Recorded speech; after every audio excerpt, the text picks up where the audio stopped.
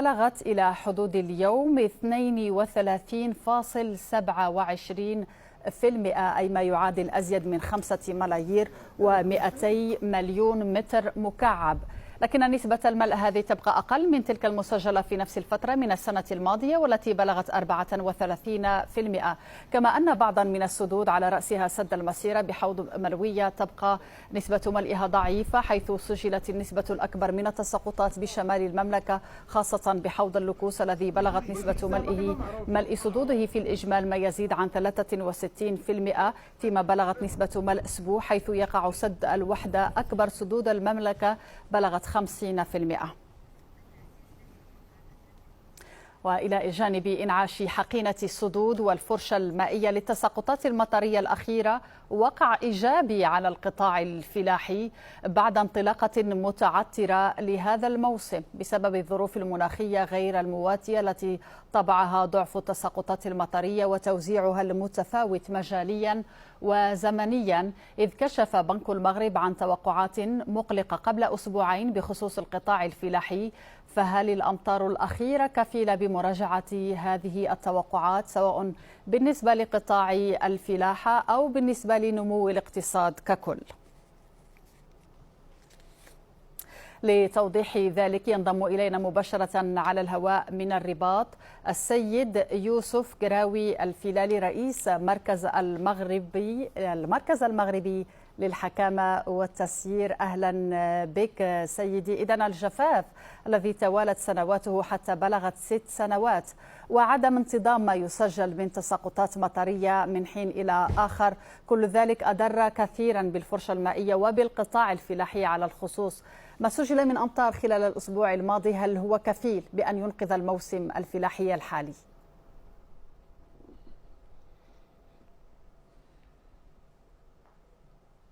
نعم سيدتي الفاضلة، هو بالفعل في الوقت اللي كنا كنتحدثوا على واحد نسبة ملء السدود اللي كانت في حدود 25%، التساقطات المطرية الأخيرة جعلتنا أننا نوصلوا اليوم لواحد 32% نسبة من الملء، ولكن اللي خصو ينتبهوا له المواطنات والمواطنين أن هذه النسبة كتبقى نسبة متوسطة على كل التراب الوطني. هذا كيعني أن هناك واحد السدود اليوم اللي نسبة الملء فيهم ضعيفة، هناك سدود يعني شبه فارغة من الماء، وهناك سدود كما قلتي اللي حققت أكثر من 100% من الملء. ولكن هذا المستوى اللي وصلنا له ديال يعني الملء كمتوسط على المستوى الوطني غادي يمكننا على الاقل يعني باش نامنوا الماء خلال الصيف، ما تكونش هناك انقطاعات فيما يخص الماء الصالح للشرب. غيمكن لنا ايضا ان تكون عندنا واحد المياه اللي غادي تستعمل في القطاع الفلاحي والقطاع الزراعي لانهاء هذا الموسم الفلاحي الحالي. اذا امنا على الاقل هذا الموسم الفلاحي في انتظار الموسم الفلاحي المقبل، ولكن اللي خصنا ننتبهوا له الاجهاد المائي والضغط المائي لا زال قائم. وهناك واحد العدد من الناس مؤخرا سمعتهم ان كيقولوا بان مشكل الماء ما بقاش، بان الفلاحه مامنه.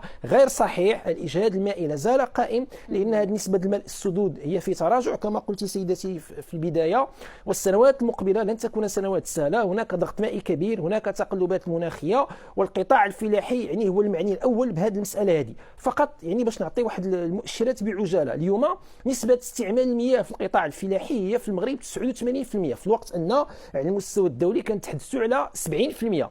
اليوم مثلا غير الى تراجعات على حسب واحد من العدد ديال الدراسات الاقتصاديه الى تراجع الاستغلال المائي في القطاع الفلاحي وفي القطاع الصناعي وفي القطاع ديال يعني الصناعات الغذائيه تراجع ب 25%. رحنا غادي نوصلوا لواحد نسبه النمو ديال ناقص 8.5%، وغنفقدوا على مستوى الميزان التجاري 6 مليار ديال الدرهم كل سنه. اذا هذه معطيات كتجعلنا اننا نبقاو حريصين ونبقاو ننتبهوا، وخصنا نمشيو لواحد الاجراءات فعليه اللي هي سريعه واللي عندها واحد الواقع كبير. يعني الاجراءات اللي معروفه يعني بالمنهج ديال 2080، يعني غنمشيو لواحد 2% الاجراءات عمليه اللي غتخلينا نحققوا واحد اقتصاد كبير من المياه. كسبيل المثال مثلا اليوم هذه المياه اللي كتعبأ في الاحواض التسعه واللي يعني كتفرق الماء على سدود المملكه، واللي بها هناك واحد الاساليب يعني كتستعمل يعني هذاك الانابيب ديال المياه اللي كتمشي باش كتستعمل المياه في المجال الفلاحي. خصنا نعرفوا ان كمتوسط على المستوى يعني الوطني عندنا واحد 40% ديال التسريبات ديال المياه هذا ضايع. اليوم خصنا اعاده الهيكله واعاده الاصلاح ديال هذه القنوات ديال التسريف ديال المياه، هي اساسيه جدا باش يعني نقتصدوا نقتصدوا استعمال الماء في المجال الفلاحي اللي كيستهلك لنا 89% من الاستعمال العام ديال المياه في المغرب. هذه مثلا هذا اجراء مهم خصنا نتوجهوا له، خصنا نمشيو له. اكيد ان 11% ديال الاستعمال المنزلي حتى هي غنمشيو فيها من تحسيس من توعيه الى اخره، ولكن اللي خصنا نركزوا عليه اكثر الاستعمال ديال المياه في العجله ديال الاستغلال، لا على المستوى الفلاحي ولا على المستوى الصناعي ولا على مستوى الصناعات الغذائيه، لان هذا هو اللي غيخلينا نقتصدوا في الماء. وهذه المياه اليوم اللي عبأنا على الاقل نحافظوا عليها خلال الموسمين الفلاحيين القادمين. ولكن طيب بالعودة إلى القطاع الفلاحي سيد الفيلالي، يعني هذا القطاع أداؤه يؤثر بشكل كبير على نسبة نمو الاقتصاد ككل، بل إنها هاتين النسبتين هما مرتبطان. ما هي التوقعات الحالية لأداء القطاع الفلاحي في ظل هذه التساقطات، ولو ربما على قلتها في إجمال الموسم الفلاحي، وبالتالي توقعات بالنسبة لنمو الاقتصاد الوطني؟ يعني علما أن المندوبية السامية للتخطيط كانت خفضت توقعاتها للنمو بناء على سيناريو مستوى أقل من المتوسط بالنسبة لإنتاج الحبوب، وأيضا بنك المغرب كان أصدر توقعات بعدم تجاوز سقف 25 مليون قنطار قبل أسابيع قليلة.